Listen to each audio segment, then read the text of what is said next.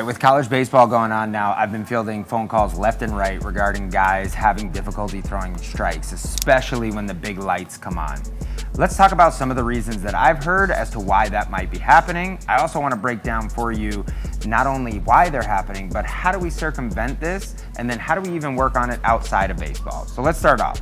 So I want to give you an analogy here. How many times have you guys gotten on the mound and you've gone down 1-0 and all of a sudden you hear that internal voice start saying to yourself, damn, can't go down 2-0. And then sure enough, you go down 2-0. Let's talk about the processes that are working against you right here internally. And a lot of it is due to the language you choose to use. So first and foremost, we have a little bit of a self-fulfilling prophecy. Why? Well, because you're probably subconsciously or consciously thinking about the consequences of walking that batter. And that can be related to past occurrences where maybe you've gotten yelled at or lost time due to walking guys, or in the future of what might happen if I do walk him.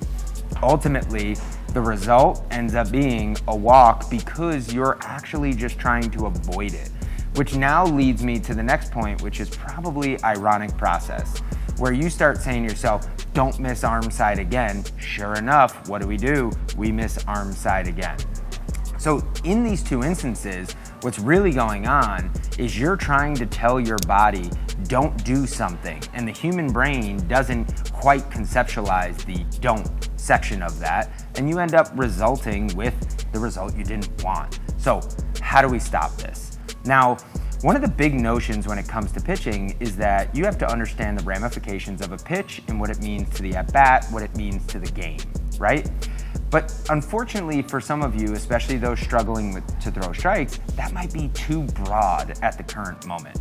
I'm not saying that we won't eventually get back to this mindset, but for the current moment, what we really need to focus on is drilling down to the very specific task at hand. So what do I mean by this? Well, in most college programs nowadays, you don't even get to call the pitches. So that's being taken out of the equation for you. So when that pitch comm goes off and you get the pitch, what I want you to do is take it to a very singular moment in time. Repeat the pitch in your head and then execute the nastiest version of that pitch.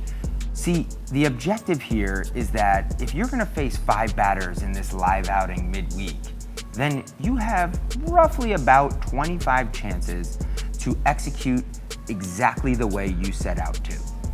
And what I want you to start to think about is, I need to take it pitch by pitch for the time being. Eventually, we will broaden our horizons here. And the reason we need to narrow our focus so much like this is because our future focus and our past focus is largely implicating how we can't control our present. So how do we work on this outside of baseball? So what I want you to do also is I want you to journal at night every time that you recognized that you were having future or past-based thoughts.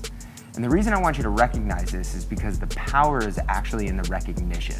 The more you begin to recognize it, the more you can change or adapt your mental landscape or mindset in the current moment to staying in the present tense.